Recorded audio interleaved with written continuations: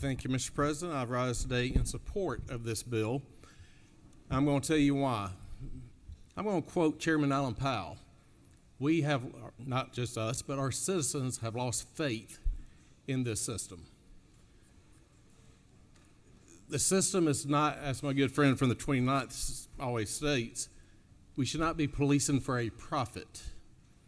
We had a small city chief of police come in to one of those early morning meetings that the senator from the 29th called. And he said the first month we had 600 violators and they were warning tickets because kind of get them used to the system. But he said it came down to approximately 120 tickets a day. Well, I started thinking 120 tickets a day, 180-day school year, that's over 22,000 tickets. And at the current price of $75 per ticket, that's over $1.6 million for one location, for one city. As y'all know, my former background was in law enforcement.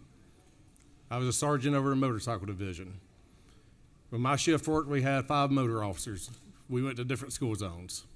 We enforced school zones. The cameras are a good system when they're used properly. I want to see more guardrails, and I think my good friend Chairman Powell over on the other side has some other guardrails in place that he'll look at the last bill we just passed to tighten it up a little bit more. We do have to protect our children in school zones.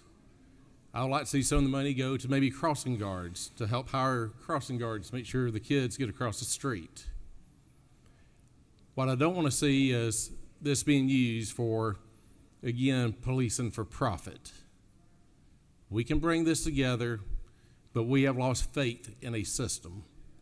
And I'm hoping over the next 3 years on this sunset, we can bring faith by the help of our local governments doing what should be right and listening to their constituents and tighten it down a little bit further. If we can't, and we pass this bill, and this bill passes over in the House, and if my constituents ask me to come back in 3 years, we will take a very hard look at this and say, is it time that we can't have faith in this system anymore, or has there been a good faith effort in trying to make sure that people trust what's going on with these speed cameras? So I would ask that you support this bill. Again, I appreciate the author bringing this bill to this body, and we'll ask for favorable consideration on the bill. Unless there's any questions, I'll yield the floor. You have no questions, Senator. Thank you.